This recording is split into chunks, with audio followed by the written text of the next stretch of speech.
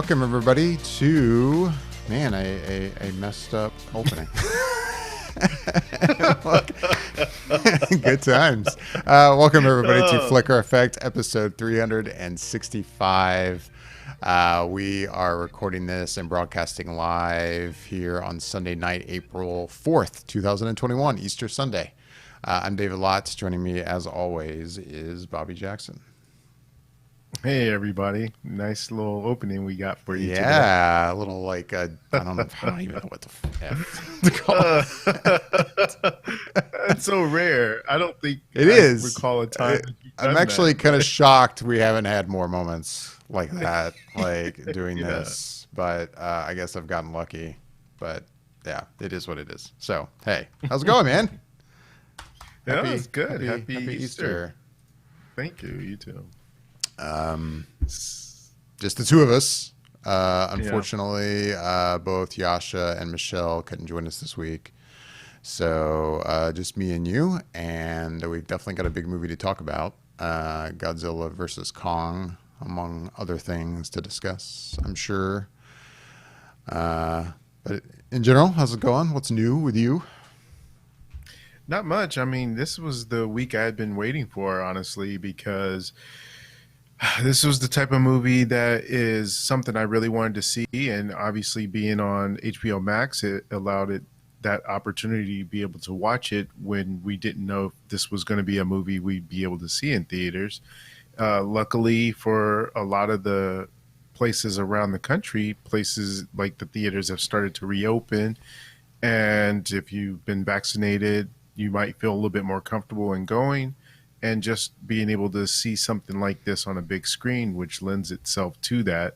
So I've been waiting for this, and I did get a chance to watch it on the big screen, but we'll talk more about that in a minute. But aside from that, not much, honestly. I've just been really enjoying the fact that there's been so much content coming within the recent weeks or whatever. I guess since the Snyder Cut had dropped a couple weeks ago, we had also had at that time Falcon and the Winter Soldier, and then another show that I had started watching as well, which is Invincible. So now it's like all this good entertainment is coming out. I've just been pretty much happy right now before any of the summer season starts. So this is kind of like a nice little ramp up precursor to summer movie seasons that we'll finally get this year. Yeah. Yeah, no, I get what you mean. I mean, it's funny because, I mean, both you and I have seen movies in a movie theater since the pandemic. But still, there was something about going to the movie theater again this week, which I hadn't since Wonder Woman 84. I did see that in the movie theater. And this was the first time since then. But there was something about this time that felt like this might be the first time now that it's like kind of the beginning of almost regularly going back to a movie theater, like possibly almost weekly, kind of thing I could see happening. In fact, I don't know about you, I turned back on my AMC A-list account. I did too. I think I did it a couple weeks ago. I did it when Nobody came out because I went to go watch Nobody in the theater. So yeah, that's when I did it. Yeah, I did it right before I ended up, because I got tickets to see the re-release of Scott Pilgrim versus the World that's coming to Dolby Cinema. It's like later in May, I think, is when it's coming to theaters. So once I saw I was going to have to buy a ticket for that, and that's Dolby Cinema, so that's already another, kind of an extra charge for that movie. That's what made me go, wait, Godzilla vs. Kong's coming up. There's some other movies. I think it's time. I'll just go ahead and turn this back on. So yeah, now especially that my subscription for that's back on, I could see that I'm probably going to even actively be like, all right, what is there something I could see in a movie theater this week?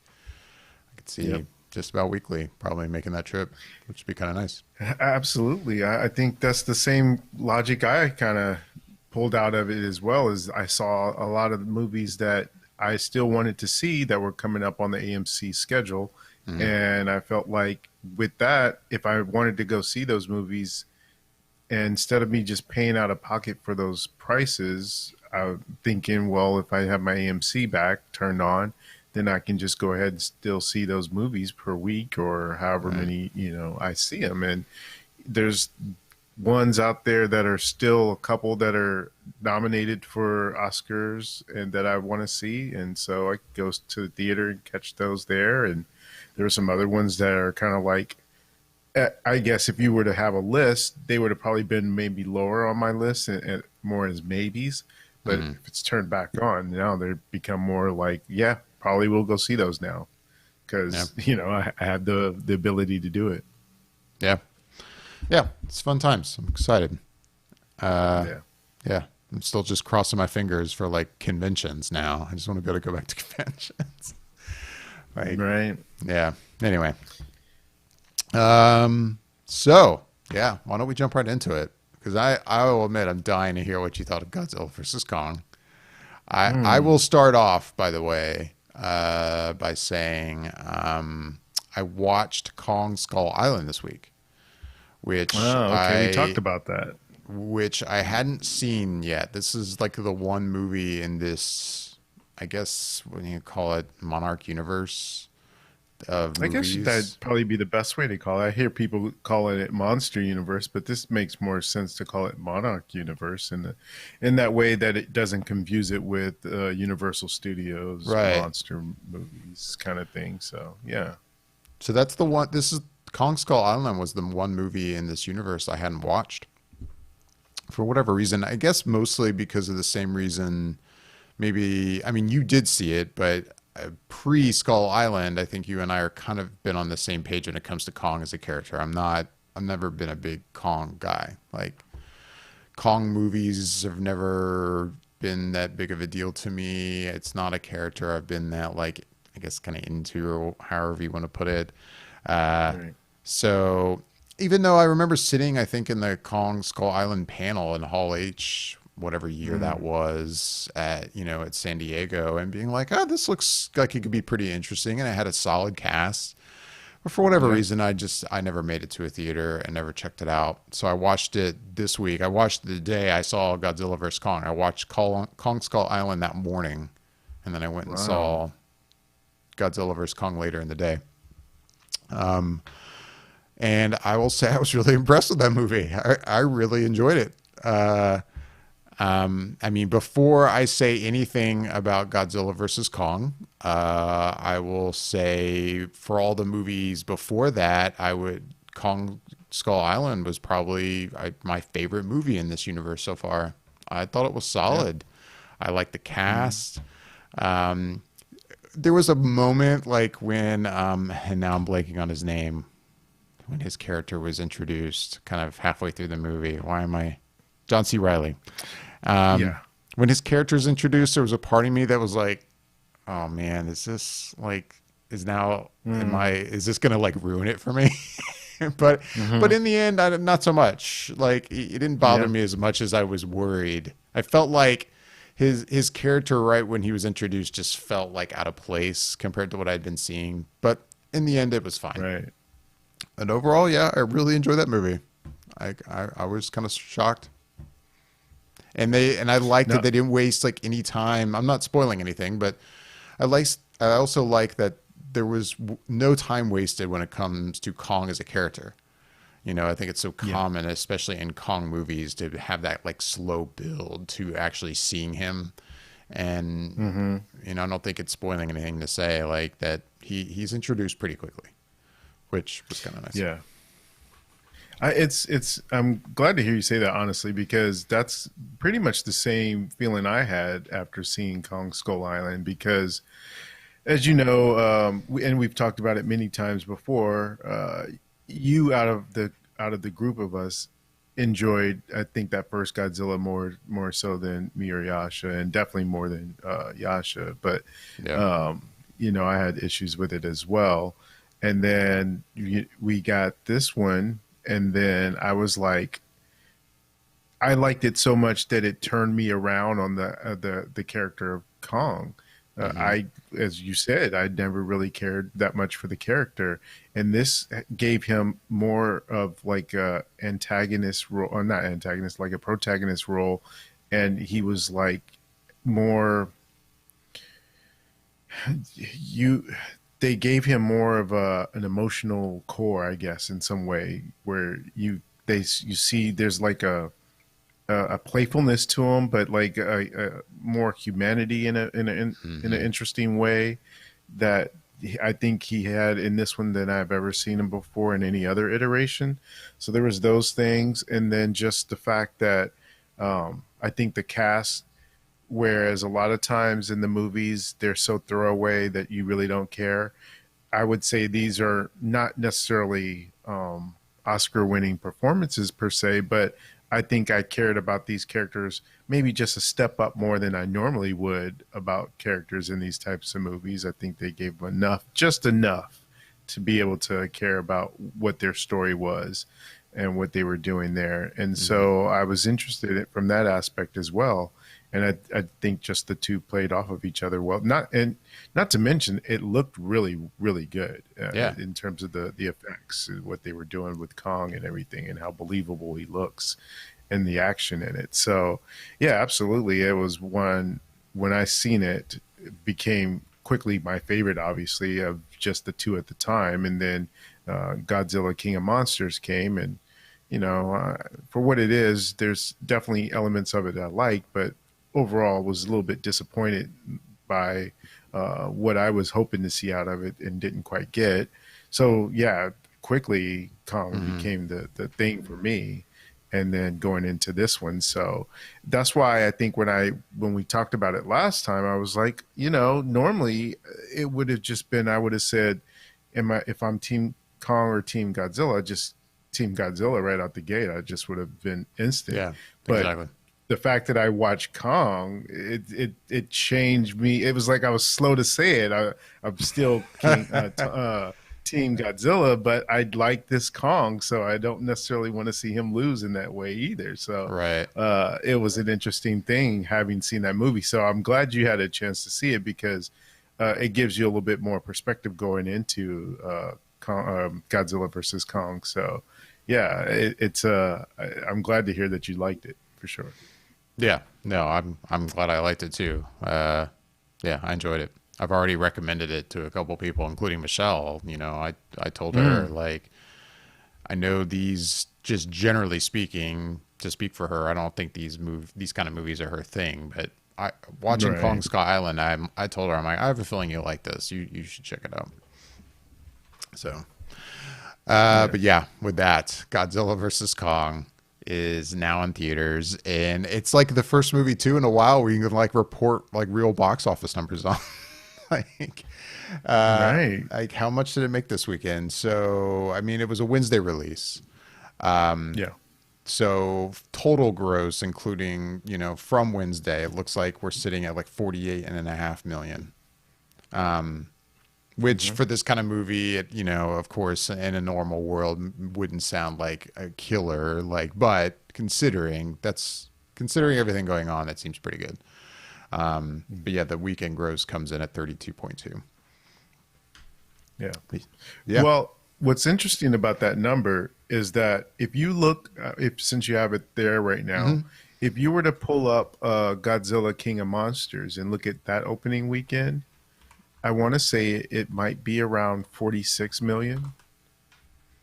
And That's funny. Let's see. Yeah. Yeah, it looks like 47.7. so that was pre-pandemic when everything was open and people could go see a movie freely, Ah. and it made 46 million on an opening weekend. So for this, with not every theater open, not everyone going back to the theaters just yet, to go see this and make 32 million just on the opening weekend, that's pretty good compared to the last movie. So That's true. that's I hadn't not thought too about bad. that. I didn't even think to look up Godzilla King of the Monsters. No, that's true. That's not bad at all when you look at it that way. All right. So, what did you think? I have to ask you first, Bobby. What did you think of Godzilla versus Kong? How was it for you? How'd it go for me? Yeah. I had a good time with it. I really enjoyed it. I think that I knew going into it that probably the weakest element would be the human factor, and sure enough, true to true to statement, that ends up being kind of the weaker points of it. But when it gives you the action, sort of in the same vein of if you're going to go see Batman v Superman, you want to see those two characters fight and see how that turns out.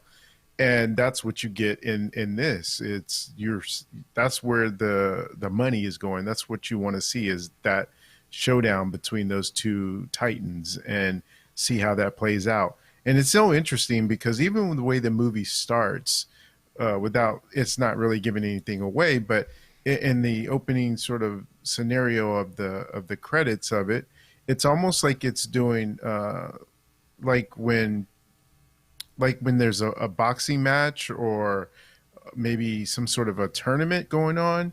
They do that tail of the tape, and they tell you, you know, who this person has fought in the past, and their wins and losses as they go up the bracket to finally meeting each other. It kind of does that whole thing with between these two characters, and I thought that was kind of cool. And it really gives you a look of this movie as being an epic scale battle in terms of the way they set that up in the beginning. And I mentioned I went to the theater and watched it, and I had a chance to see it on the IMAX screen. And seeing it on IMAX was just, it was so awesome. Just it just really makes use of everything, and it looked fantastic on the IMAX screen. So if you can go see it in a true IMAX like I did, it's well worth it, because it lives up to a fantastic experience being able to see it in that kind of a setting. But yeah, I think that it delivered on what I wanted to see from the movie. I definitely have some complaints, even within that aspect of it living up to what I wanted from it. But ultimately, leave the theater with a smile on my face and thinking, yeah, I feel satisfied in terms of getting to see what I wanted from this movie. So I was excited that they were, for me, able to stick the landing, basically. Nice. All right. So you liked Godzilla vs. Kong's fairly positive review from you. Yeah. Yeah. So I watched Kong Skull Island, and then like 2 hours later, I was in the movie theater seeing this in Dolby Cinema. In my case, didn't have the chance to see it in IMAX or true IMAX, but you know, Dolby Cinema works for me, and it's close to my house. But I will say I'm wondering if watching Kong Skull Island right before I saw this was a good thing that I saw it, and maybe in a way a bad move, because I did not like this movie like much at all. Like, and it's one of those things that when I look at what seems to me to be generally positive reaction to this movie from audiences, I mean, even from critics, I guess for the most part, like I look at Rotten Tomatoes, and what's it at right now? Like 76%. I mean, that's not like outstanding, but it's technically fresh, as Rotten Tomatoes likes to put it. And I mean, it seems to be fairly well received. I mean, it's got a 93% score from audiences. I don't know if you should take that with a grain of salt or what, but Right. overall, it seems like it's getting pretty positive reaction. And then, but so this is one of those situations where I feel like I just kind of have to throw my hands up and go, you know what? I guess it's just not for me. And I don't, it's like part of me really wants to just like shit all over this movie. And then, but then I also look at the reaction, and I think about my experience watching it, and it makes me go, you know what? Maybe it's just not my thing or something. I don't know, because I don't get it. Like, I didn't really enjoy this movie.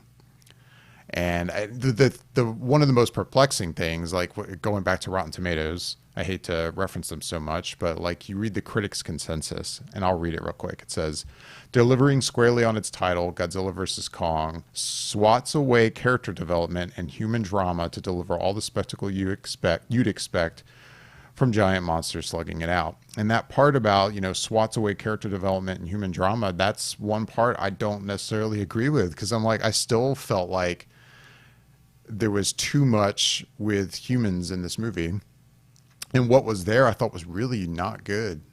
Isn't that what the review's saying? Actually, no, I Isn't, feel that's like how I'm taking that. I'm taking that as saying that they're not.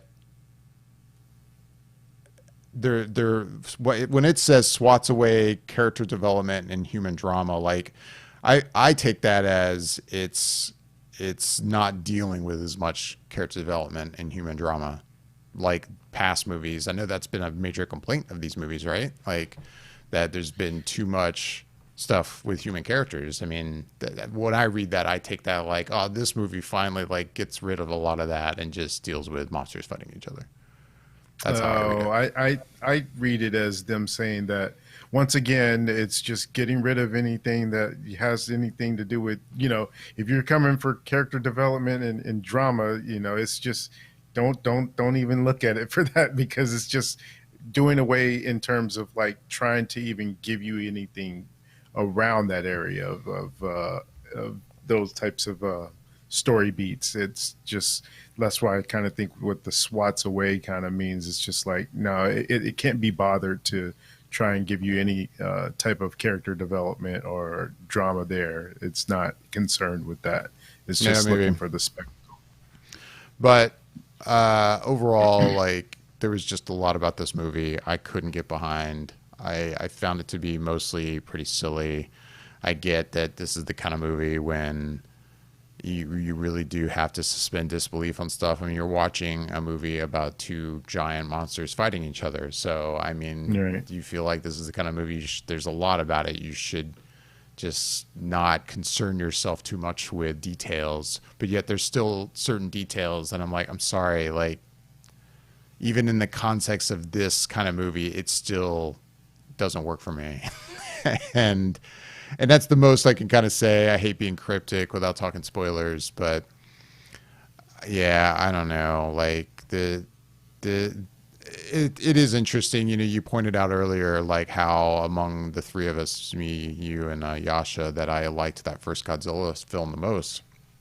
And and there's no doubt that this universe and Warner Brothers seems like they have listened to fans since that first film and gone in a direction that fans are asking for, which is just more monsters fighting and not just like in the dark, you know, like actually being able to see it. And Yeah.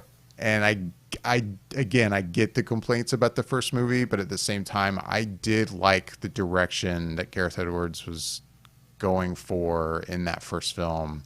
And I feel like this franchise is definitely like in reaction to complaints has definitely shifted away from that. And I overall am not a fan.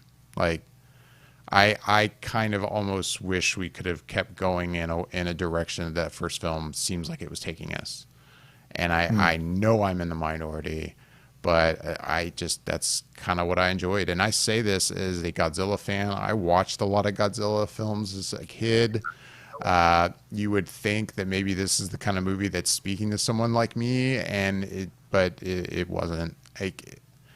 I also will just say I wish I don't know I like it's like after I watched Kong Skull Island, I was kind of excited. I was like, man, I could see where this is going. Like I was ready to go see this in the movie theater. Like I'm like I could see how this is going to play out now. This will be cool. And you know, and I'm not trying to say that I'm complaining like it was an expectations thing and the filmmakers didn't give me the film that I wanted and they should have. That's not what I'm doing, but uh it, it's I think another case of trying to do too much and like pandering to like crazy fans of Godzilla will love if we do this and add this to it. And yes, that's all stuff that's very exciting and I want to see on film too, but maybe in another movie, like not necessarily now. Like I kind of wanted to see this play out in a different way. And yeah, again, without talking spoilers, that's the best way I could put it. I didn't like it. I didn't like it really at all, and it kind of bums me out.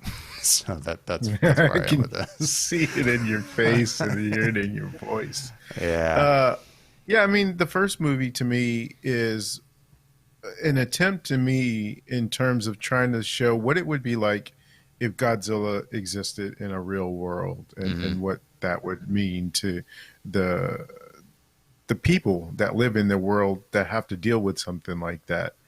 And I think that on the surface of it, it's a good idea it just wasn't executed in a way I think most people would have been able to feel connected to in a satisfactory way. It just didn't work in that same way.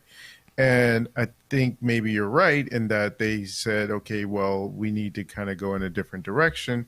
Who knows? I mean, I don't know how much of that may have been because of what people were saying, but I'm sure some of it factored in. But then we go into an area of Kong Skull Island.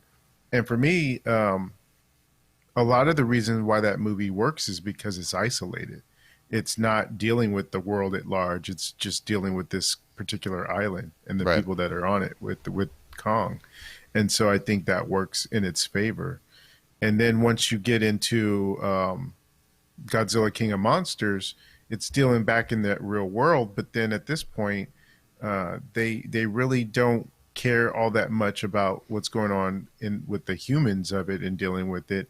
At least not in a cohesive way. It's all based on this lore and different aspects of I don't know, just mysticism and stuff that deals with Godzilla, and so it takes on a different sort of tone and doesn't all quite work. Whereas this one, I think Godzilla versus King Kong really kind of just says, all right, we're just going to give you all of what you want. This is just strictly a Saturday morning cartoon, uh, amped up to where don't look over here, look right here. I mean, because if you pull Hmm. on a string, it's going to all unravel. So just, I always, I don't hate the phrase, but in this sense, you really do kind of have to just turn off your brain and just let it wash over you and just uh, Yeah, yeah, I definitely watch think you two have to do creatures that there. fighting each Yeah. other. Right. I would agree. Because, like I said, I have some issues with it, and if I mess with it, they're legitimate issues, and it's just like I really started to see when I was watching the movie that they just did not care about making things make sense. They just wanted to get from one time to how do we get to from here to here, Mm. and what a way that can at least on the surface of it make sense. And what's this overall story for why we have to have these two, fighting each other? So Right. there's so many issues within the things that they do to get from point to point that don't make sense. But it's like, well, I don't care. I just want to see them fighting, and that's kind of where my mindset was at. That I cut it a lot of slack in that way, just because I knew that I was going to get some of that, but to the degree I got it, I just didn't let myself go there with it because I knew that it would be bad, but Hmm. I didn't want it to deter from what I just really wanted to see is who would fight against these or who would win against these two titans fighting, and then what would ultimately end up happening at the end of that. And that's what I got. It delivered on just that premise of what I wanted, and it did so much care about some of the other aspects of it. And in a world where if they had continued the theme of what Gareth uh, Evans started or Edwards started, um, I think it would have had a different feel for this kind of movie. This one being more probably realistic and maybe seeing more of the ground level stuff because as you see in the trailers, they're tearing up some cities, and you don't really in this movie get a sense of that in a way of what that really means and how Right. it feels on the ground level. It's really just more of the spectacle of it, Of them and so I landing think in the that's yeah, buildings and using, yeah. yeah, Yeah. yeah. So that's why I say it's kind of like a Saturday morning cartoon. It's just not Mm. really concerned with some of the other deeper elements that could be in that kind of a movie. They're not really uh, feeling bogged down by doing any of that and just delivering on this specific premise.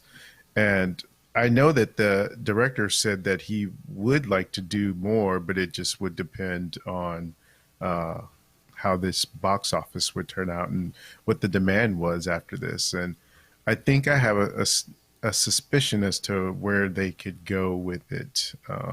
after this if they so chose to. But Mm. are we not talking spoilers at all today, or are we? I mean, if we are, I think we should probably hold off until like the end of the show. I don't want to like Okay, yeah, do it here in the middle. And don't yeah, get me wrong, if we talk spoilers, my only hesitation with talking spoilers is just runtime. I could go on for a while if we talk spoilers, because there's a lot I feel like I could discuss. And I mean, to be clear, I totally get what you're saying too, and I agree with you. Like when you watch it, I'm sure there's plenty of examples of movies I have seen that that I enjoyed. And when you enjoy something like this, you do cut it naturally. You cut it some slack in certain areas. And, right. you know, if I had just naturally enjoyed this, I'm sure a lot of the stuff that bothers me wouldn't nearly bother me as much. But because I didn't Hmm. enjoy it, there was just a lot of stuff I found myself rolling my eyes at in the middle of this movie. And then other things going, okay, please tell me they're going to give me an explanation for this. And then I think I'm going to Hmm. get an explanation. And then nope, nope, nope, no explanation whatsoever. And I'm like, wow, like I feel like it's something that's at least worth like a line, something to explain it, something. And yeah, you're right. This movie is definitely taking a perspective of we do not need to bother. Like you're just here to watch these two guys fight and watch a lot of the other spectacle that's going on, and that's all the audience cares about. And I guess that's true to a certain degree. Fortunately, it just didn't work for me. So Yeah. I of course now really hesitate to care about any future of the franchise, especially if this director's involved. I'm not in. I'm out. That's where I am. Yeah, I think I'm curious because of your feeling on it, how Yasha felt if he's had a chance Yeah, to see it. I Is it think he making it more did. out, or did it swing into a point where he's like, "All right, this is kind of just what I want to see," or because I think he's seems like he's taken on that same perspective of what how you're feeling about this movie for all the movies in terms of Hmm. the story beats of it and some of the elements of just being eye rolling and not being able to get into it because of that and being pulled out because of that. Right. Same issue I think he's had with the Pacific Rim to a certain degree Right. I mean, of that's, that. I was So just going to say, if Yasha watches this or is watching now, I will say, Yasha, like, if it turns out that you did like this movie, I will never understand why this worked for you and Pacific Rim doesn't. I just don't get it. Like, You that's think all I can else. weigh in now? Oh, hey. oh, what in Oh. the world? Oh my goodness. Hey, hey, Hey, hey. I didn't think you What could in make it the this week. world? I didn't think I was going to be able to make it either, and I was just sitting there and like kind of relaxing, and I was a little late. My apologies. And then I got the Facebook Live alert, and so I started watching, and I'm like, what am I doing? I'm just sitting here watching you guys. I can log on and actually join this conversation. And I even think I sent you a message on the Facebook Live and said I'd like to weigh in. And then I just joined and I clicked on and just I thought, David, you could see me, but I guess if you're not looking for me, then you actually Oh don't yeah, see no, me. like since I And had your camera like kind of minimized, so I didn't even see you pop up. But hey, here you are. oh yeah, And now hey man, I'm well, working on fixing the shot so we can see all three of us. So I'll be there in a second. In the meantime, hey, how's it going? I'm good, man. How are you guys doing? Good, good. Good. Good, Glad to good. have you So in the I got a discussion. lot of. Oh, I'm super excited. I am. I've actually gotten a lot of what David said. Bobby, I missed a little bit of what you said, but from what I can tell, you were pretty happy with the film, Godzilla versus Kong. Am I understanding that correctly? Yeah, that's accurate. I did enjoy it for the sheer spectacle of me getting what I wanted to see, which was two big monsters that I've seen and known all my life fighting each other. So yeah, I did enjoy it. Okay, okay, fair enough. You know what, what you said recently, just a second ago, is probably the best description that I could possibly think of for this film. Is that it is very much a cartoon, and you're not supposed to think too hard about any character development or any how they're getting from scene to scene. you just need to accept it as it comes and really roll with it. And that's kind of how I looked at it. On a scale of 1 to 10, I would probably give this maybe a 4 or a 5. In the sense that you do get a lot of the monster action. It was Some of it was absolutely epic, and then some of it was mind-numbingly stupid, just unbelievable, like jaw-dropping in the sense of me just going, "Are you serious?" And Mm. David, I can echo what you just said, where it's like, could you roll your eyes any harder? I'm not sure if I could when I was watching the film. I was just like, oh my God, like this is wow, just wow. But to be fair, I've never really been a fan of these movies. Like I'm not a huge fan of the kaiju. I'm not a huge fan of the scenes, the Godzilla that they did, and then the Godzilla ones that the Kong that they did, and the Godzilla that they did. I've never really liked those movies. Pacific Rim, I wasn't a huge fan of those either, which I don't understand how we kept getting sequels for that. But you do get a lot of this, what you're looking for in this movie, which is basically Kong versus Godzilla. You do get that over and over and over again. I did find some moments where I was like, oh, that was kind of cool. But for the most part, I just kind of sat there and I was like, okay, that was Kong versus Godzilla, and that's about as far as you'll take it. Don't expect to get very much depth or understanding as to why certain actors or characters do the thing that they're doing to develop into this direction. And it's, if you just roll with it, you'll be happy with the film. You should be. But if you're a fan of this type of franchise, then you may actually enjoy this film a lot. Well, I'm glad you were here to chime in. It's a nice surprise. But it was fun surprising you. I just sat here and listened, and when you guys started talking about Pacific Rim and everything, I was like, oh, this is absolutely perfect, because you all know that I'm not a huge fan of these films. Right. I mean, I think the one film that I really did enjoy was probably Colossus, and that wasn't a true kaiju type film that they did a little while ago with what's her name? I can't. Her name escapes me, but I thought that movie was a lot of fun and it was really interesting to watch. Oh, But you're talking about the Anne Hathaway film, right? Yeah. Anne Hathaway, yes, Yeah. that's it. Thank you.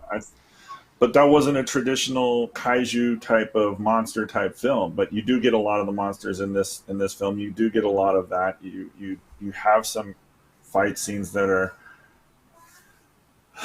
good, and some that I'm just like, I'm not. I very much have a problem with in itself, and I don't want to get too much into it because I know you guys. We were not talking spoilers, but it was yeah, it was corny, but like I said, on the scale of 1 to 10, I do have it running around the middle of the pack. If this is something that you kind of like, or middle of the rating, if this is something that you kind of like, I can't see how people would not be impressed with this film or really enjoy it. Like, I'm kind of surprised to hear, David, that you don't really like it, because I know you kind of vibe on some of these movies and you dig this, but you really sounded like you hated this film on a whole nother level. The fact that you're out on this for further movies, if the director is involved in this, that's a big statement.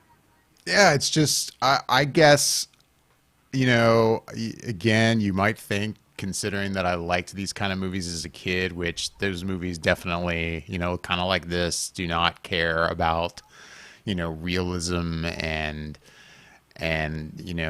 overthinking certain aspects of the film. You would think that, hey, maybe I'd be into just basically a modern version of that, which is what this really seems to be. But I guess in this day and age, if I wanted to watch those movies, I'd go back and watch those movies. And now I kind of would love to see these characters in at least a bit more of a realistic setting. And again, aside from the fact that these are large monsters, which are totally not realistic, but everything else about it too just takes realism and completely just shits all over it. Like, and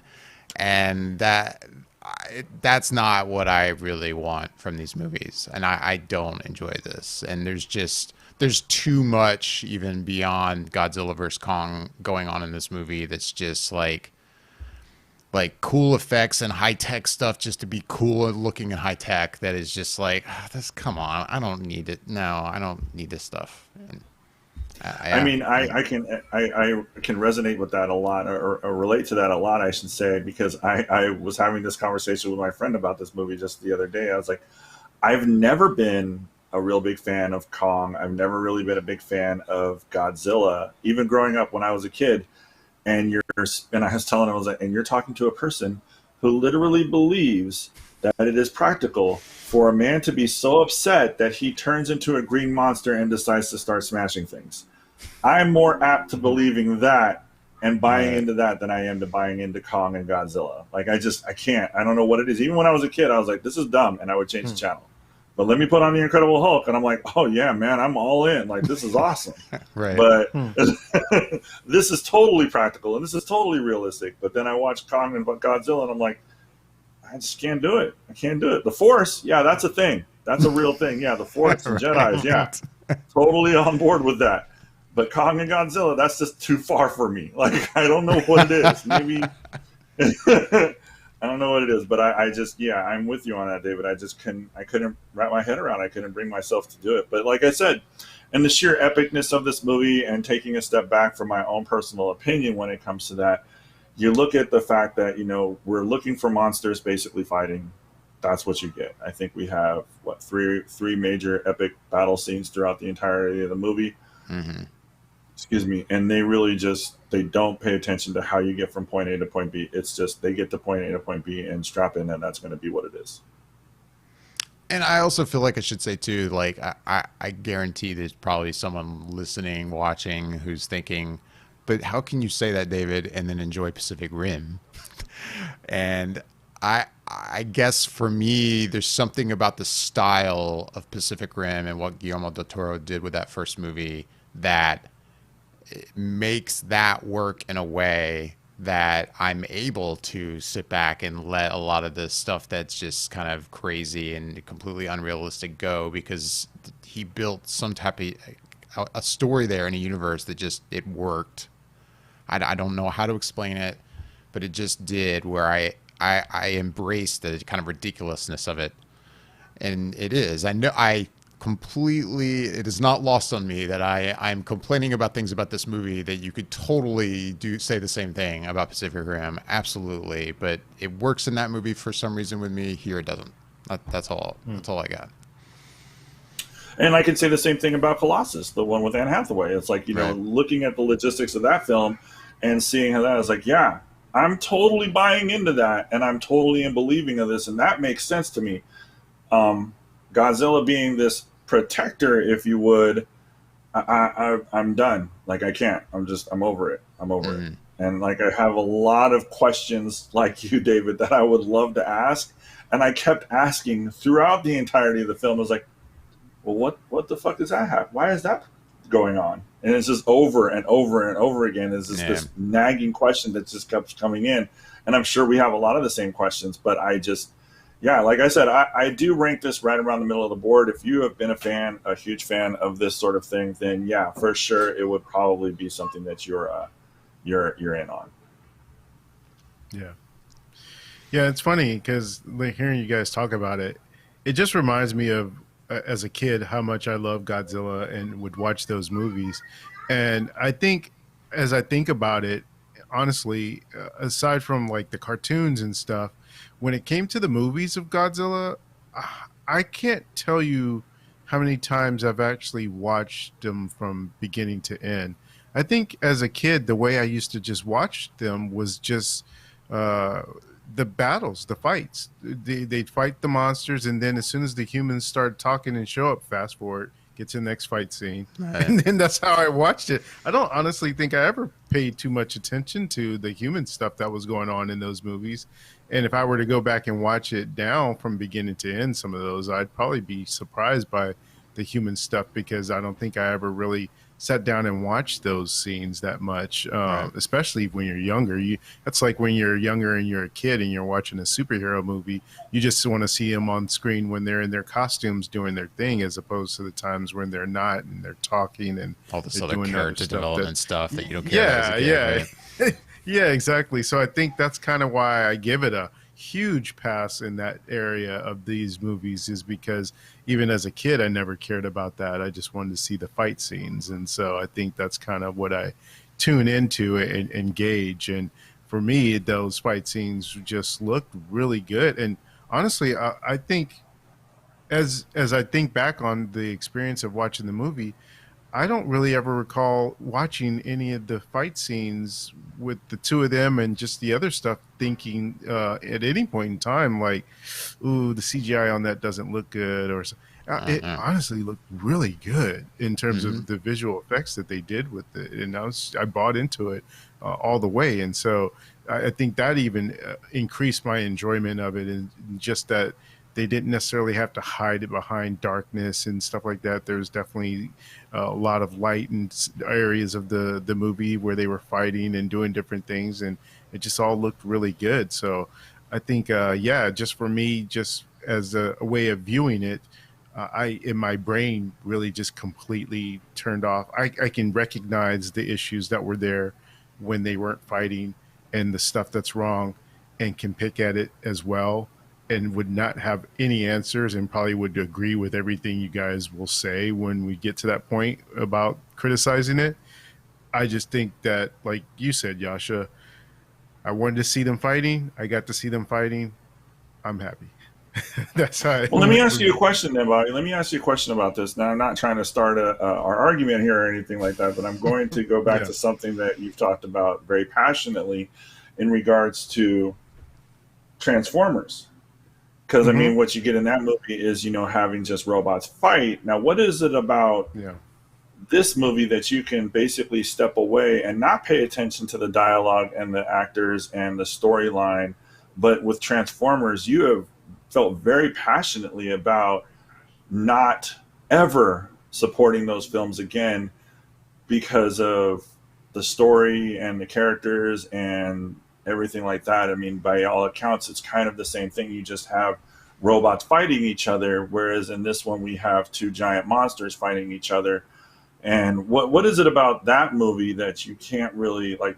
With Michael Bay destroying the characters that you love, as you've so Hmm. protested, time and time again, and that you're not going to support anything that he does with those movies anymore.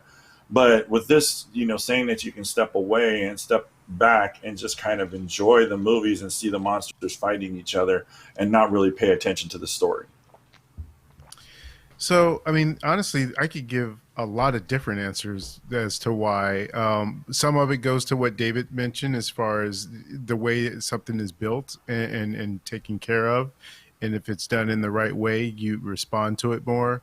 For prime example, I would say that for me, the Bumblebee movie is probably better than all the other Transformers movies that they've done, because it felt like it was taken with more of care for those characters and reverence, and being able to treat them in a way that uh, gave them that tangibility of being able to say, okay, this is what I'm looking for, this is the tone that I want, this is the overall type of feel I want to get from these movies. And with the Bay movies, it's just, for one, character design. I mean, they look nothing like how I wanted them to look from when they were in the animation shows. The other part of it is that when they do fight, the CGI doesn't look great, and it looks nasty and meshy. It almost kind of blends together, and a lot of that stuff where you can't really tell what's going on. The human stuff, it doesn't have to be as bad as it was, especially if you look at Bumblebee and how they did it. There's certainly some of that element there, but they're not so cartoonish in the way that they were in Transformers. And then I guess the overall aspect of why it's different is that uh, with Kong versus Godzilla, or those two characters, they're kind of just monsters, and they just do what they do, and you just expect them to fight, and that's what you're kind of going to go see. I don't want to see necessarily Godzilla high fiving King Kong after a fight or anything. I'm not looking for any kind of like over the top in that kind of area, as opposed to just seeing them being who they are as characters and doing what they do. And I think that's what I appreciate from that. They still seem to be staying within the core of what you think of those creatures from the past, or at least what they've created in this more recent future. Whereas with the Transformers, that's something that I hold more dear, even more so than Kong and Godzilla, in the way that they're been giving individual personalities when you see them in the cartoons. They are, uh, who they are, in the sense that Optimus, that he stands for what's right, and he's very um, above board, and will do everything to protect humans. And then you see him in another movie, and he's like cursing them out and trying to kill him, and it's like, well, this isn't something that Optimus would do. And it's just like, it just goes against type in terms of what they were trying to do with those movies and those characters, and they weren't anything that I recognized from what I remember as a kid and watching them and portraying it in that way. So that's really the biggest differences between why I can get on board with the Kong and Godzilla aspect, as opposed to what's been done with the Transformers. It's just a matter of uh, doing it right in a way that I feel connects. And for me, going into a Kong versus Godzilla, I want to be able to watch them fight and just enjoy that on a level where you kind of can turn your brain out off. But in the Transformers movie, I don't want to go in to turn my brain off. I want to see the total package there, and I see everything. And I'm not just looking for just robots fighting. I'm not just looking for that. There's I need more of a nuance to it than I do with King Kong and Godzilla. I just expect them to fight, but there needs to be more logic and reasoning behind the Transformers doing it, as it was, in the sense that you have someone like a Megatron who is scheming and smart and calculated and more not just so predictable in a sense. And so there's more there, I think, more meat on that bone than there is on a Kong versus Godzilla, where it's just kind of surface level. What you see is what you get. So I think that's fair. kind of where it lands for me. That's a fair answer. All valid points. I was just curious. Cool. Yeah. Cool. Yeah. Well, let's see. You guys have anything else on Godzilla versus Kong? I mean, unless you guys want to talk spoilers, and I don't know if there's anything else you wanted to discuss before we do that. If we do that, Well, I didn't watch much else, so I don't know if there's anything that Yasha watched that he might want to talk to before we get in. Oh, see, yeah. there we go. Yeah. Hey. So hit it up. I Go ahead, Yash. yesterday it was a full year, and I went and saw a movie again in the movie theater yesterday for the first time. And it's a good thing that I had a mask on, because otherwise I would look probably completely insane walking in with this shit-eating grin on my face, just a smile from ear to ear as I walked in and gave my ticket to the vendor and went to the theater. Like, it was great. I didn't do the whole spiel. I didn't the shebang. I didn't get popcorn or soda, even though I really wanted to. I just really kind of wanted to settle in and see what this was going to be like. And I went and I saw something that Bobby saw already. I went and saw Nobody with Bob Odenkirk, and absolutely loved it. Absolutely loved it. Would definitely recommend it if you want a good, just fun action flick, just kind of over the top. Absolutely hilarious. I couldn't stop laughing at some parts, even some of the parts that weren't supposed to be funny. I found myself giggling. I genuinely enjoyed this film. I would highly recommend it for anybody. I liked it so much that I could probably sit through it a second time. I don't know if it was because of the experience that I was actually back in the theater again, or if it was the fact that the movie was just that good. I thoroughly enjoyed the reaction that everybody got, with Bob Odenkirk being this non-threatening, imposing-looking figure who's just an incredible badass. Christopher Lloyd was fantastic. I'm not going to throw any spoilers out there, because I did find that there was a couple of spoilers, but I actually picked up on it right away. I loved it. I absolutely thought it was a fun movie, and to say that I could probably sit through it again within a week is a pretty big deal for me, because I don't typically do that. but I enjoyed the hell out of that movie and enjoyed being back in the movie theater as well. Glad to hear you liked it. Nice. I really enjoyed it as well. I mean, because like you've said, it's with Bob Odenkirk, and everything I had seen him in prior to this movie is just not something you would picture him in a role for. And the way he's able to perform it and come off as both non-threatening but also lethal is just it's incredible to be able to see an actor like of his caliber be able to do something like that, because it's coming from a source you don't expect it to. But man, is he good in the movie, and if they do more, I'll definitely be there for it.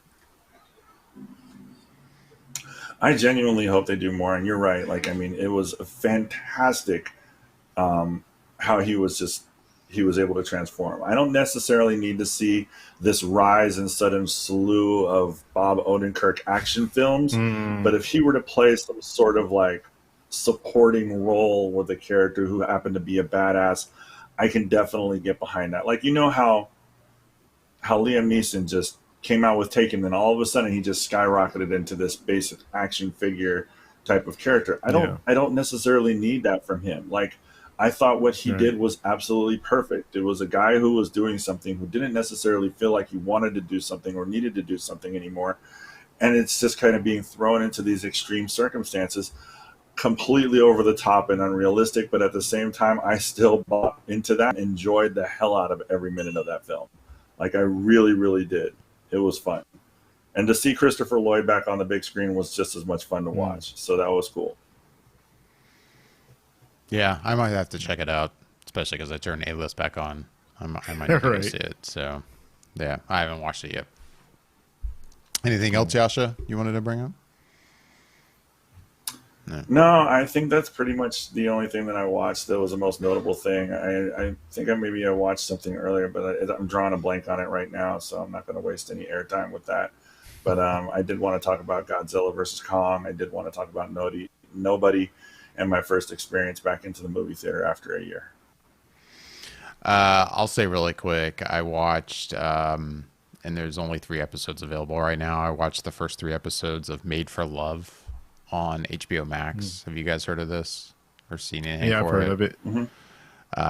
This was like a total just. I watched the trailer. I think Michelle showed it to me, and it was like, okay. Yeah, I'm in the mood for something like this tonight. Sure, like I don't have to think too much, and it looks like it could be interesting. And then it turns out, hey, the episodes are only like 30-minute episodes, kind of bite size. I'll check this out.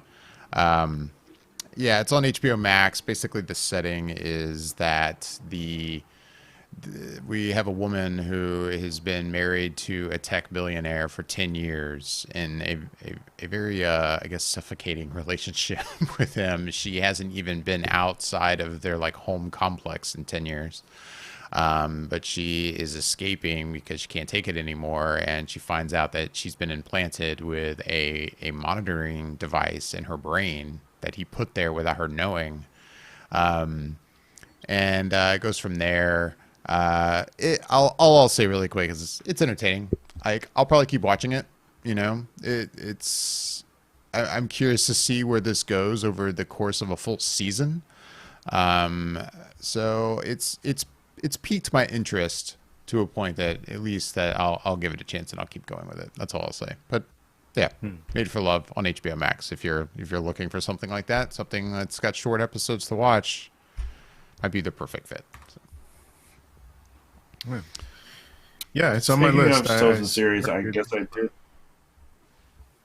Oh, go ahead. Sorry. I'll check it out. I mean, I don't know if you guys talked about this yet, but I did watch this week's Falcon and the Winter Soldier. Yeah. Well, I watched that too, but we haven't talked about it. That's like a no-brainer. Yeah. Okay.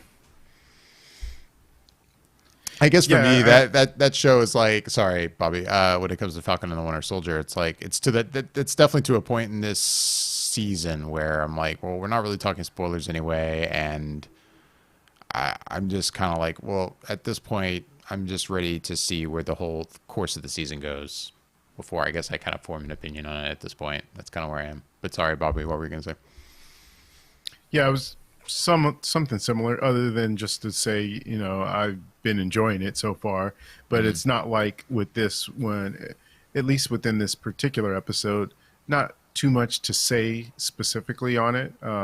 And as you mentioned, it's kind of at an area where it's kind of like, uh, it might be a good conversation to have after it's all finished, because um, it's not like there's a ton to dissect in these episodes per se, unless you were just doing a sort of a wrap up show about it on a weekly right. basis, because otherwise it's kind of like, um, if we're not talking spoilers, you can only say, "Oh, I enjoyed it," or so it's not too much you Mm, can really give into in terms of it, unless we start talking about it once it's all wrapped up. But yeah, I mean, I like Josh said, I'm on board. I've watched this week. I do find myself anxious to see the episodes when they drop, so I'm definitely in on it, and I'm still, like I mentioned earlier, watching Invincible, and it's just had its fourth episode, I want to say, and so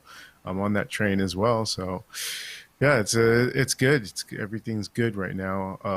I kind of at this point wish now that they hadn't pushed back Black Widow. I understand why, but it would have been so nice if it was still coming out next month to be able to have that. Um, and I know that they had just dropped another trailer. I actually didn't watch it just because at this point I just am ready to see the whole thing. But I don't know if either of you guys ended up watching the trailer or not. No, nope, I haven't seen it. no, yeah, Nope. I'm No good. desire to watch it. No need to watch it. I'm gonna yeah, watch it. Uh, I don't need to see anything more about it.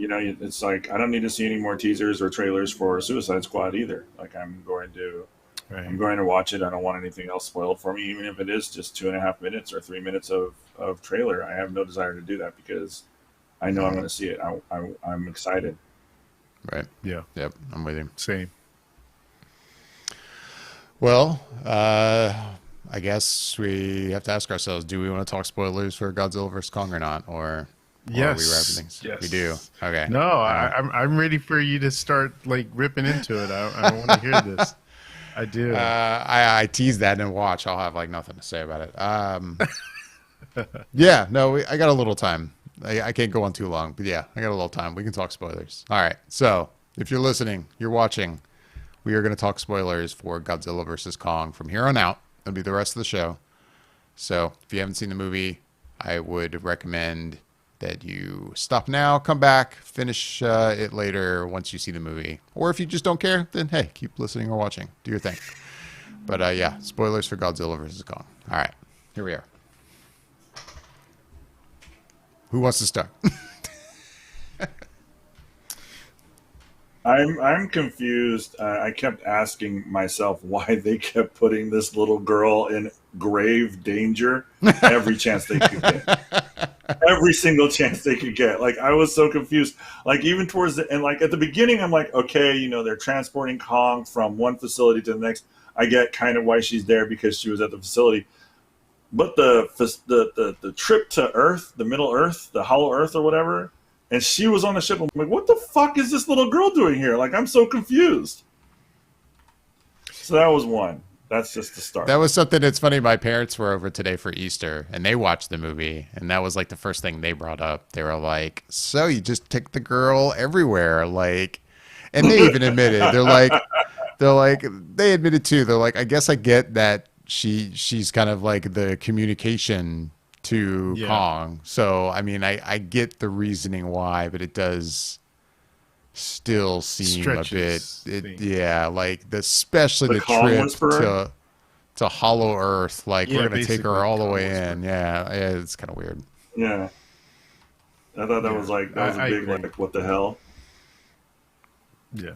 Yeah, yeah, But like you said, David, they give you the thinnest of reasons why, is in the mm, sense that Kong won't really talk to anyone else, and so it's like she's able, as Yasha put it, the Kong Whisperer. She's able to keep him calm and help him, along with what they're trying to do and what they're going after as well.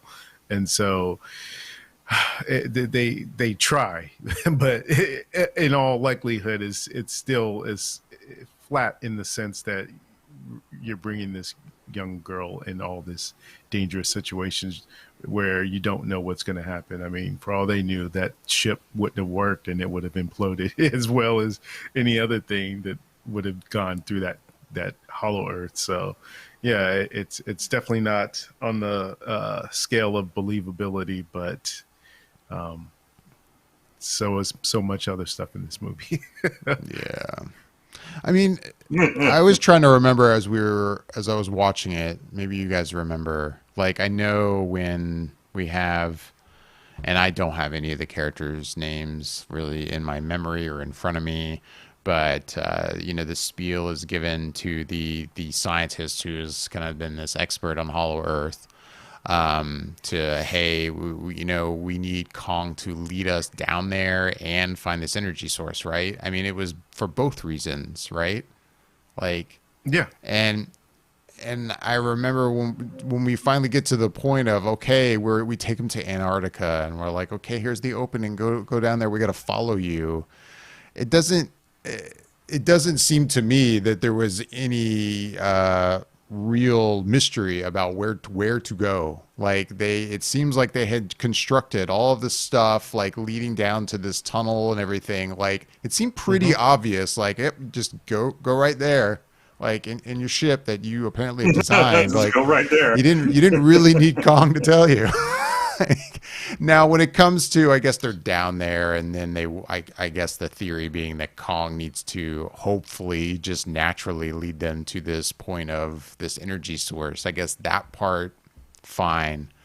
But it did seem to me that the other half of the explanation was they needed him to lead them even just to find a path to Hollow Earth, and that did not seem to be the case to me. I was watching it going, wait, why was this important? Why couldn't they get down there on their own?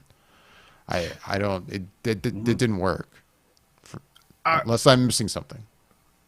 No, you might be right, and I was going to say I might have to go back and see that again, because I thought maybe they meant lead them there once they were in Hollow Earth, as opposed to how to get to Hollow Earth. Because you're right, they already had that whole thing excavated, and there's scaffoldings and different things that were leading down to that tunnel area. So I figured with the doctor, I think his name was Dr. Lind or something like that, Alexander Skarsgård's Skarsgård. Yeah, it was him. And his brother, I guess, had gone through that, whatever it is, portal or whatever, and gotten killed. So I think they had already established where it was in terms of the opening. But once you get in there, to be able to traverse it, they needed Kong to show them the way and then hopefully find that source of power. But yeah, I could see how it could easily be the way you said it too. I'm fully admitting that maybe I'm remembering the detail wrong, but I just remember in the moment while watching the movie going, I felt like the reasoning was just to find Hollow Earth, they needed Kong. And it's pretty obvious. I don't know. I've already said it, but it was something I bumped on when I watched it. And then, of course, and again, this is definitely one of those things that if I were enjoying myself, I probably wouldn't care about this. But because I wasn't, I was just in my head going, please tell me someone is at least going to deliver a line or something to give some kind of explanation as to why there is light down here. And there never was. And it's just one of those things that just drove me nuts. I'm like, please, like, it's not even just like that there's just this kind of like glow from like maybe some of the creatures or anything. Like, no, there is a blatant like sun-like light source happening down here, and I'd really just like somebody to kind of like recognize, like even one of the human characters that even just go, oh wow, there's even light here, cool, it's because of this or something. And like nothing. And I was expecting, okay, well maybe it'll be the energy source, but it had nothing to do with that in the end. Like and it's just it's something that just drove me nuts, that wasn't at all like mentioned or or acknowledged in any way. That bothered me. So, not sure if you bothered None you whatsoever. There was no explanation for that in any way, shape, or form when it comes to that. I will say something that I found kind of epic, but at the same time kind of ridiculous. The minute they started alluding to it and building up to it, I was like, "Oh my god, is it going to be Mecha Godzilla?" And sure enough, when it was there, I was like, "Okay, that's." I don't know if I would Whoa, is that necessarily say it was. Godzilla? Is he And there? Sorry. Yeah, you got that. Sounded like it. Sorry about that. I live pretty close to the freeway, so sometimes we get some. Anyways, but yeah, I thought that was kind of epic and corny at the same time. That there is no explanation as to why somebody had to be linked in the way that he was, and then all of a sudden he just, I don't know, he just died. I thought it was kind of cheesy and whatnot. So Yeah. Well, go ahead, Bobby. No, go ahead. No, go ahead. You go ahead. I mean, you know, when it comes to Mechagodzilla, that's definitely an aspect of this movie that I'm like, I kind of wish.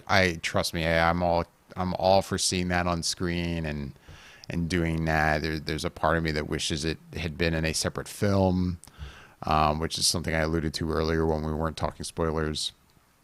And then even just kind of the discovery of that in the process of the movie is just, again, one of those things that I definitely bump on since I wasn't enjoying myself. Like, your characters happen to just go the right way down a hallway and end up in a room where it just happens to be time that we're going to start this test to do, do a test for Mechagodzilla. And it's one of these coincidence kind of things. And I'm just like eye rolling in the movie going, oh God, like I just hate that kind of stuff. But something else about them that you bringing it up, Yasha, reminded me of.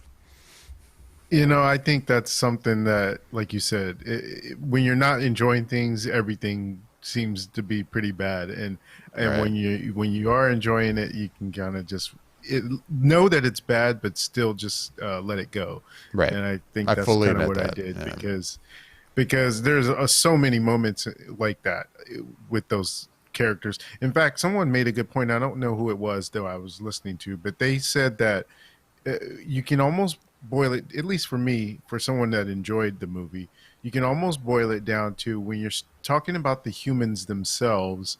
It seems like better care and to a certain degree, better treatment was given to the Team Kong humans more so than the Team Godzilla humans. Yeah. A lot of their stuff just did not work for me, the Team Godzilla human stuff that they were doing. I like the actors, but what they were given and what they were doing and yeah, a lot of that stuff is just so out there. That stuff felt like, watching that aspect felt like a Michael Bay Transformers film. I was just about to say that. I was going to say they felt like they would have been right at home in a Transformers movie and a Michael Bay definitely. movie. But yeah, and the that's the podcaster doing his thing, that character just felt so like it was in a Transformers movie. Yeah, totally. Yeah. So, I mean, just so many of the little antics. I guess. Again, I think I'll be right there with you guys when you're dissecting a lot of the human element stuff. But one of the things that I want to question and what made me kind of not necessarily eye roll, but kind of be like, really? Like, can I get a little explanation as to how and why?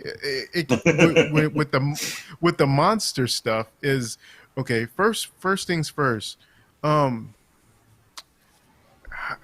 Who put those cuffs on Kong and the collar on him? Right. Like, how do you get that on him? How? Like, There's no humans that can put that around his neck or anything. I don't understand how they did. I don't understand how they sedated him and then how they put him on the ship. Mm-hmm. I don't understand the physics of how two big, huge monsters can fight on a ship and it not break or sink. Yeah, like how Kong can jump on from one ship just on top of an aircraft carrier and just like not really any destruction whatsoever. Just a nice landing, good to go. Yeah. Can apes even swim? Because like our gorillas swim. I like think I mean, can. because he Why? lived on the island of Kong Island, and I think they at least show him in some scenes with water and stuff. So you get the sense that he at least knows his way around it. But beyond that, I don't Okay. think they give any really great explanation. I mean, I could see why you would absolutely question that and throw it that way. But that was me having to fill in those blanks more so than the movie really giving you an explanation as to why he can swim or how any of them can swim in that way. But the one that I really am curious as to, I really wish someone would have gave me an answer, even if it was just for exposition's sake, would have been, they get to Hollow Earth. Who created doors and steps to go down a corridor of all this stuff? Like who did that? I don't understand.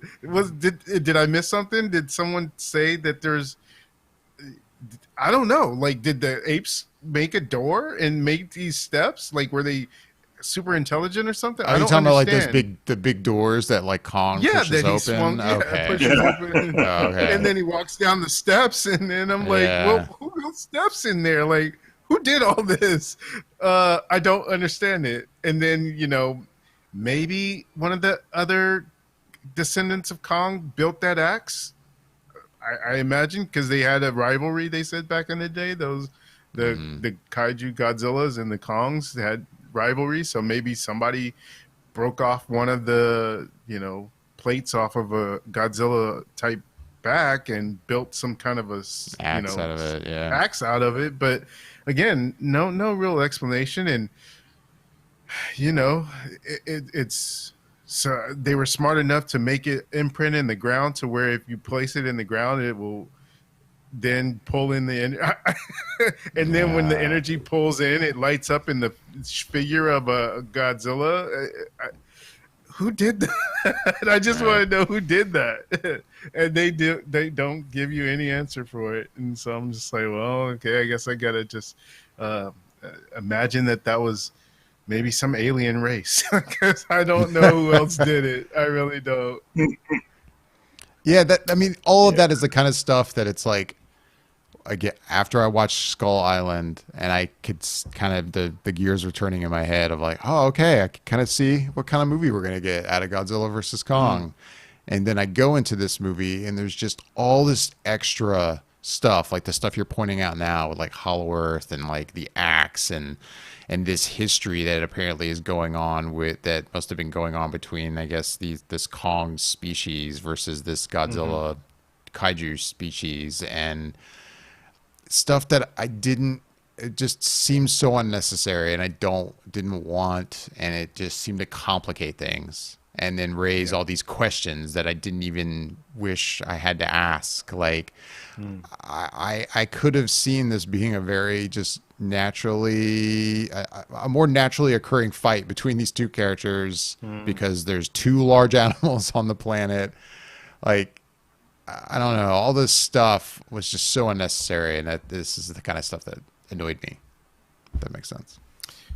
Yeah, no, it makes perfect sense. And I will say the thing that weighs heavy in its favor to me in terms of, well, I think it's two things that weigh heavy in for me is, one, they answered the question who would win in a fight, and two, it was my boy Godzilla. So I think I'm also happy is that Godzilla did win in that contest of fights. They had it kind of like in some ways Batman, and so a lot of people called this out even before the movie came out, and that they said that they figured it would go sort of similar to Batman v Superman. You'd have one person win one round, one person win the other round, and then they team up together to go fight a bigger threat. And sure enough, that's what the skeleton of the movie is. And but within that third fight that they have between each other, King Kong is definitively defeated by Godzilla. And even if you really want to break it down, you could say that King Kong or Kong had a lot of help on his side from humans in certain elements to be able to give him some type of an edge, because most definitely he lost in the terrain of water, because that's that's Godzilla's, Right. yeah, there's no way Right. he could drown Kong if he wanted to in that arena. And then Mm. on land, uh, Kong was able to get the better of Godzilla because he had that axe. And so, Mm. without that axe, he wouldn't have had that edge. But then even when they were fighting that third time, even with the help, Godzilla just really just, shut it all down and then just gave him a couple stumps on the chest and was slashing at him. And he was just, nah, and he just had to, he showed mercy. It was like, okay. But yeah, I was happy that they did give an answer, and I was happy with the answer. So that helped as well for my enjoyment. Yeah.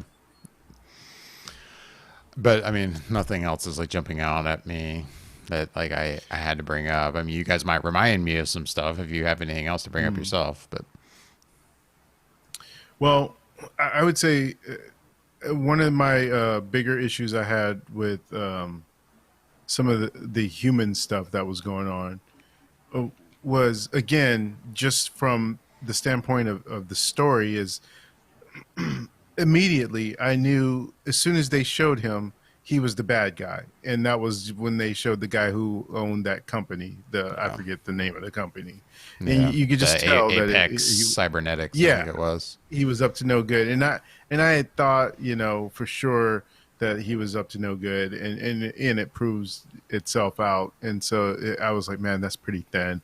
And even just, I don't know, to the standpoint of why, I'm still kind of thinking, and again, it feels almost like a Michael Bay Transformers move, but I forget where I've seen her in, but the actress that plays his daughter was, don't really know why she was in the movie at all. Really, it could have just been a head security guy for the guy who owned everything, the company. Yeah.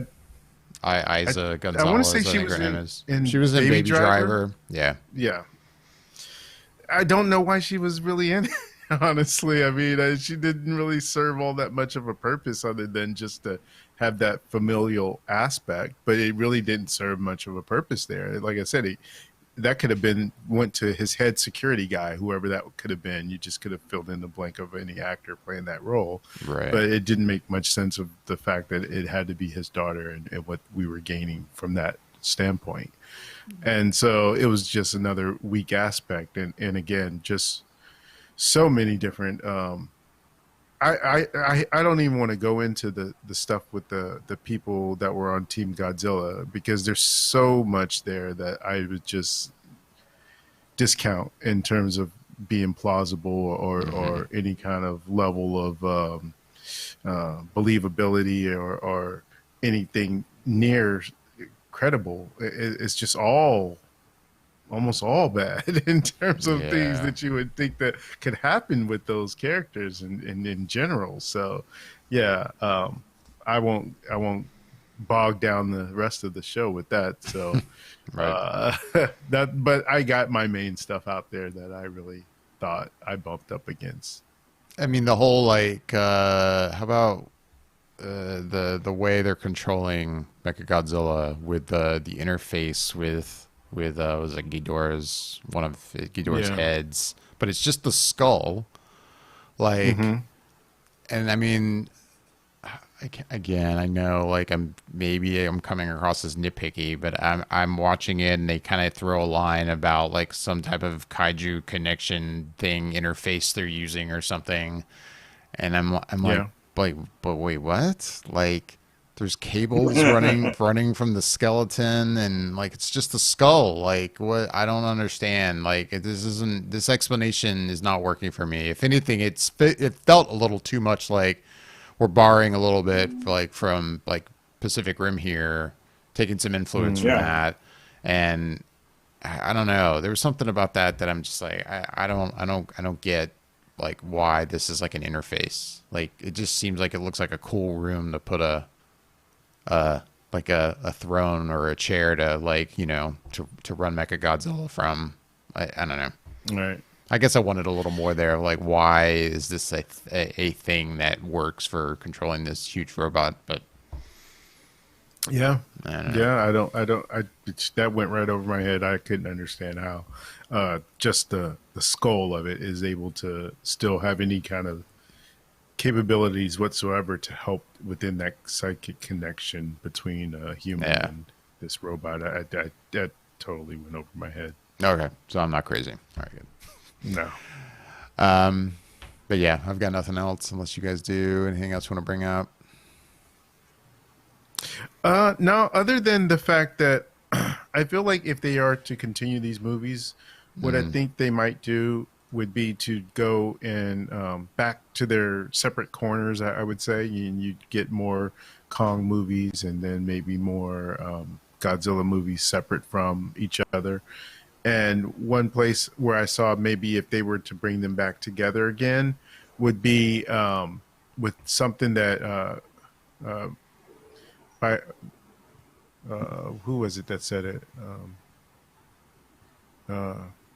I forget the character's name, but the one that was doing the podcast, when he said, what was it he said?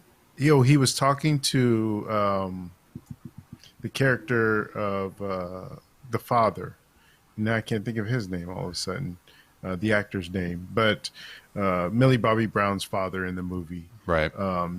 He was talking to him, and he said he wanted to ask him to be on his podcast because he had heard of there being a Monarch facility at Roswell, and then he was like kind of just mentioned that as a one-off sort of thing in the background. So I was like, okay, I can see where they might try and think of some sort of alien threat at that point to where it might bring the two of them back together to fight some sort of alien threat. But that was kind of where I was thinking. I'm especially not. I'm not in with that. Like I'm done. Like I don't even want to see it. I just don't care. No, I won't. I won't watch it if they're going galactic with the threat. Then I'm out. Yeah, I'm out. I think the reason I watched this is, like, I'll try and watch just about anything for the show to just sit through. But it was super easy to do when it was on HBO Max. Like I literally just put it on. I can see how grandiose and how kind of cool it would be if you watched it on the big screen or even in the big theater, the IMAX. That's it. IMAX? Thank you.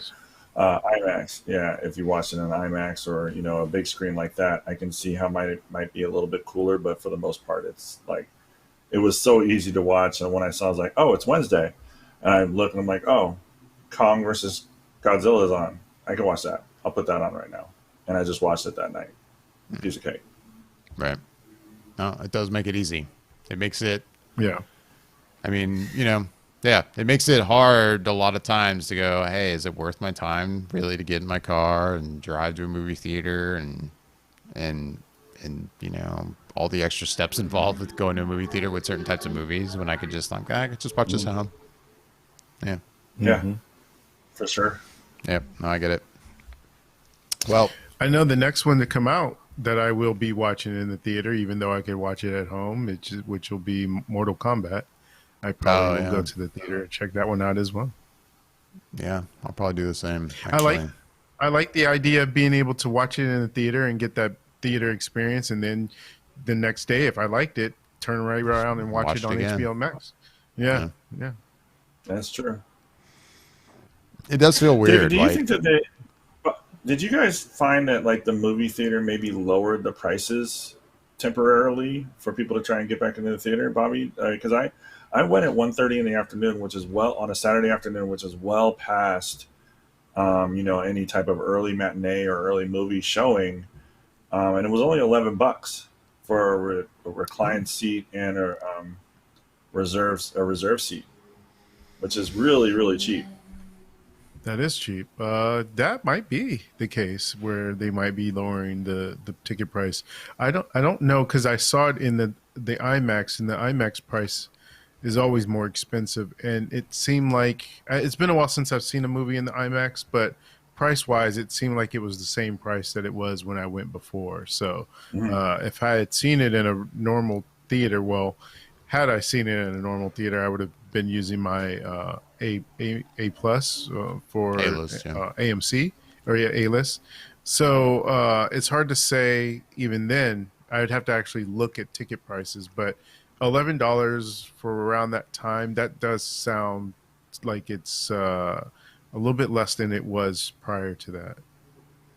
Yeah, for sure. Yeah, like same here. I didn't notice because I used my A-list to see it, so I didn't even really pay attention to like what the normal cost would have been. I mean, the one thing I did notice is because I had the opportunity. It turns out I was off from work on Thursday, so I was like, oh, maybe I'll see it during the day on Thursday. And then I'm like, but there's like no showings during the day, which in a normal world there would have been. But right now, Yeah. like except for Friday, Saturday, and Sunday, there's only showings like in the evenings on the other weekdays. I'm like, oh, okay, well, I guess I'll see it Friday during the day. But that's the one thing I noticed when I now made my trip back to the movie theater for the first time in a while. Yeah. What were you going to say, David? Before you and Yasha sort of crossed right around the same time, you were about to I'll say be honest, something. I don't remember. I don't know. It sounded like you were saying something about something that you hate, or I don't know. But Trying to remember. I don't know. I guess it wasn't that important because I'm not remembering now. Something I hate. oh well. I don't know. Yeah. Yeah. Yeah, I don't remember.